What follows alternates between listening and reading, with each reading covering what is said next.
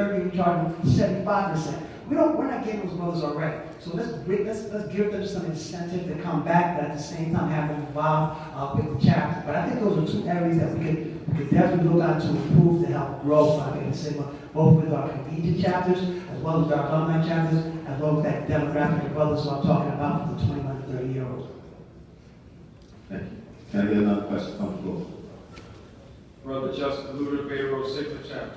A lot of candidates today have talked about their ideas and goals, vision, and programs that they would implement. But we all know that resources are limited, and so a lot of what you share with us today will only happen if you do it by your own hands. And so I'm asking for a big challenge in terms of the culture to grow our organization. How can you educate or inform or convince our undergraduate members to understand that they're pledging or they're joining an organization and not a chapter? Brother Lamothe, can you read that off? Thank you for the question. I think that's an extremely important question, because I think we've got to get our collegiate brothers, and unfortunately, sometimes our alumni brothers, to understand what you just said. You know, you always have an affinity and a love for your mother chapter, the chapter you birthed, but we are joining an international organization. So I think it starts with intake. You know, whatever you want to call it, whether it's, pledging, intake, whatever. You've got to teach brothers from the very beginning that while you should have a love for your chapter, you should have a bigger love and a bigger passion for the organization. Once we teach that, then there should also be things throughout the course of your growth in Sigma, where you continue to teach brothers that it's about Phi Beta Sigma, the organization, and not about a particular chapter. So I do believe that that's what we got to start with the first interaction with Sigma. That it's about Phi Beta Sigma, not necessarily about chapter. Brother Smith. Thank you for the question. May I ask every collegiate advisor to please stand up that's in this room? Every collegiate advisor. Okay. Thank you. Thank you, brothers. You may be seated. Right there is one of the most crucial positions in this organization. So, with a certified, not just advisor, and we have our certification, we must continue to do our certified, not advisor. But with certified advisors in place, if you ever notice something, wherever you have a good collegiate advisor, Ada chapter, wherever you have a good collegiate advisor, you have a good collegiate chapter. So we must make sure that we invest, recertify, and give our collegiate advisors everything they need to be successful. Today, this morning, I sit in a workshop, and who better to tell collegians about collegiate? Our international second vice did a workshop, an awesome workshop. And one of the things he discussed in there was, you did not join a chapter. You joined Phi Beta Sigma. When our founders found this organization, there was nothing in front of Phi Beta Sigma. And that's what we have to keep doing. We got to make sure that we give our advisors the tools they need, and we got to make sure we keep workshops with collegians involved. Brother Lewis and Brother Jared did today, letting them know about the way that it's supposed to be done, and I'll assure you, these brothers will make it happen. We gotta have some confidence in these collegiate brothers, because I'll tell you what, they're not our future.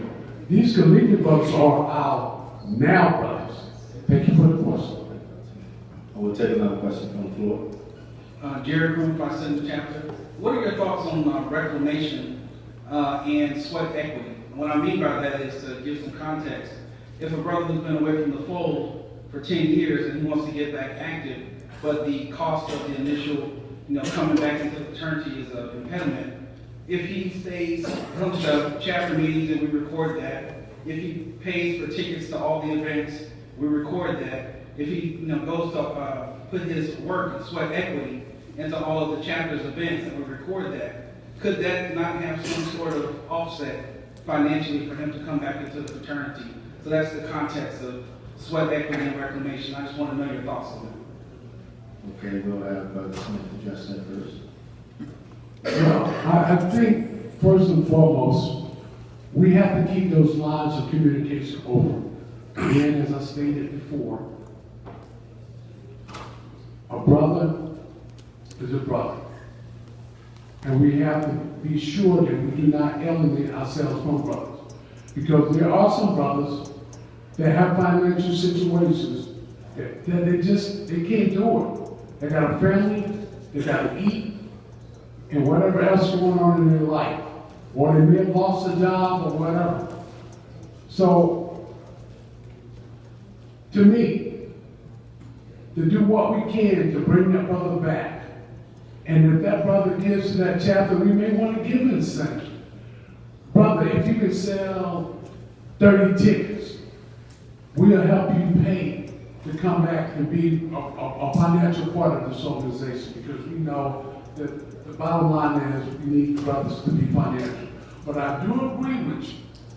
We do those trash pickups in the community, we do our community services, and we sell tickets to the different events that we have, that we should work that out, that if that brother has a financial situation that we can help him with, we should do so by any means necessary. Thank you for the question. Thank you for the question, Brother Crooms. We spoke to both reclamation and sweat equity. First, I want to say that I think reclamation is a very essential component to helping the fraternity grow.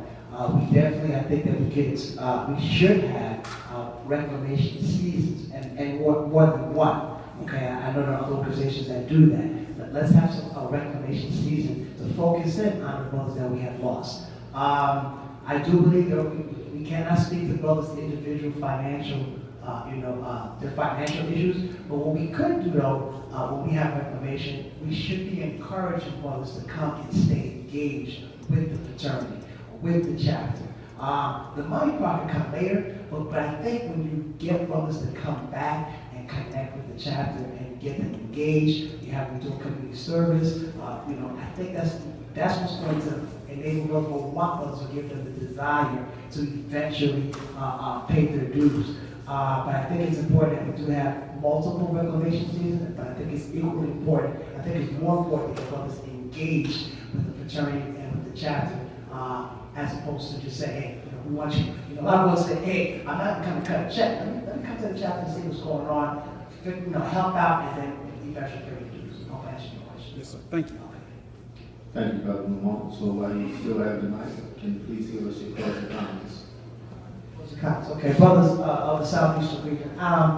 Again, jumping on your international education. I came in early on Friday because I wanted to participate with the Adopt a School project. That was Friday. Today, I participated in the Civic Beta Club event. I did a presentation with the Civic Beta Club. We also had a tremendous turnout for the oratorical and debate competition. I share those things with you because the position of first vice is a position of real work. It demands rolling up the sleeves, not being a figurehead, but really working with brothers and chapters. I'm that brother. I've demonstrated that in every position that I've held on national, on regional, on state, on a local level.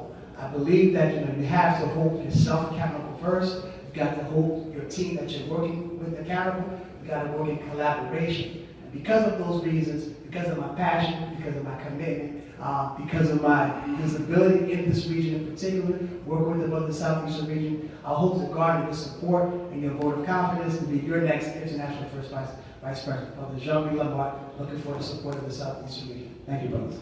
Thank you, Brother Lamothe. Brother Smith, closing comments? Thank you very much. To Brother Williams of the regional director of this great region and the brothers of the great Southeast region, I appreciate the opportunity to come before you to share with you my vision for this position. First and foremost, there's one thing that hasn't been discussed here. The leadership part. I'm a member of the Board of Trustees of my university. I'm a past National Alumni President of my university. nothing will happen to the president. But if something should happen to our international president, you need someone with the skill set, the mindset, and the vision to step into that position. As far as Brother Lewis asked a question earlier about the young people that will not be able to go to school, I offered that yesterday when I spoke to your young people, UPS, a company that people that I hired years ago making $30-some an hour, only with a high school diploma. I appreciate the opportunity.